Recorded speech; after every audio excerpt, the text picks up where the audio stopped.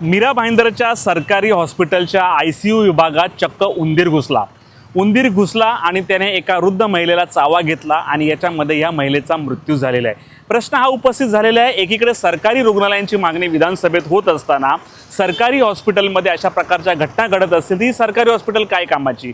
ही घटना घडली आहे रविवारी भाईंदरच्या शासकीय रुग्णालयात उपचारात सुरू असलेल्या एका वृद्ध महिलेला उंदराने कुरतडल्यामुळे तिचा मृत्यू झाल्याची धक्कादायक घटना घडली आणि या रुग्णालयाच्यामुळे प्रशासनाचा निष्काळजीपणावर प्रश्नचिन्ह उपस्थित झाले। सुहासिनी मोठेकर ह्या 89 वर्षीय असं महिलेचं नाव आहे। त्यांना 12 मार्चला भाईंदर पश्चिमेच्या भारतरत्न पंडित भीमसेन जोशी रुग्णालयात उपचारासाठी दाखल करण्यात आलं होतं।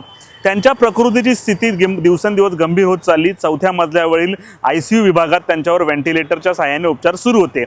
नातेवाईकांनी दिलेल्या माहितीनुसार रविवारी मध्यरात्रीच्या सुमारास ICU मध्ये उंदराने त्यांच्या हाताला कुरतडल्याची घटना घडली। सोमवारी सकाळी सुमारे 6 वाजता नातेवाईक त्यांना पाहण्यासाठी ICU मध्ये गेले असता हा प्रकार त्यांच्या निदर्शनास आला। त्यावेळी महिलेच्या उजव्या हाताला गंभीर जखम झाली होती आणि मोठ्या प्रमाणात रक्तस्राव देखील झाला होता। उंदीर तेथून पळून गेल्याची घटनाही नातेवाईकांनी सांगितली आणि जखमेमुळे मोठ्या प्रमाणावर रक्तस्राव झाला आणि दुपारपर्यंत या महिलेचा दुर्दैवी मृत्यू झाल्याचा आरोप कुटुंबियांनी केला आहे।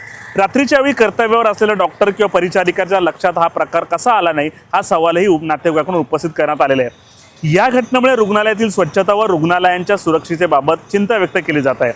संबंधित जबाबदार अधिकाऱ्यांवर कारवाई करण्याची मागणी आता नातेवाईकांनी केली आहे। दरम्यान या प्रकरणी रुग्णालयाचे व्यवस्थापक जाफर तडवी त्यामुळे या 89 वर्षीय आजीबाईंचा हा उंदराच्या चाव्याने मृत्यू झालेला आहे। त्यामुळे सरकारी रुग्णालयात नेमकं ॲडमिट व्हावं की नाही की सरकारी रुग्णालयात उपचार घ्यावा की नाही हा प्रश्न उपस्थित झालेला आहे। एकीकडे आमदार विधानसभेत सरकारी रुग्णालयांची मागणी करतात, हॉस्पिटल झाली पाहिजेत, परंतु सरकारी रुग्णालयांच्या सुरक्षिततेबाबत का मागणी केली जात नाही, त्याच्यावर काय उपाययोजना केली जात नाही हा देखील प्रश्न उपस्थित झालेला आहे। ही घटना घडल्यानंतर त्याच्या नातेवाईकांचं आणि इतर राजकीय पक्षांचं काय म्हणणं आहे आपण ऐकूया। जी गोष्ट आहे का त्यांना उंदराने चावा घेतलेला आहे।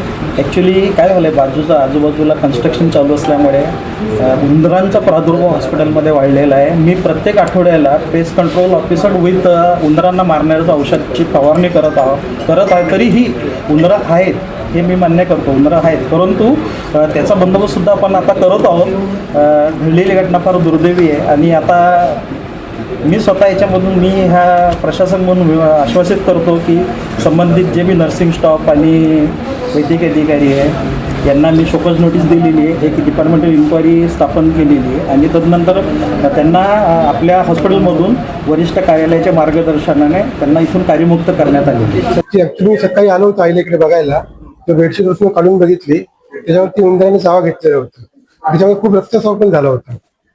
तेव्हा मी डॉक्टरच्या नर्सला सांगितलं असं आहे म्हणून, तेव्हा त्याने ते बघितलं, तेव्हा समजलं की उंदराने चावा घेतलाय, खूप रक्तस्राव झाला। आई ऑलरेडी सिरियस होती, त्याच्यामधून या प्रकार घडला।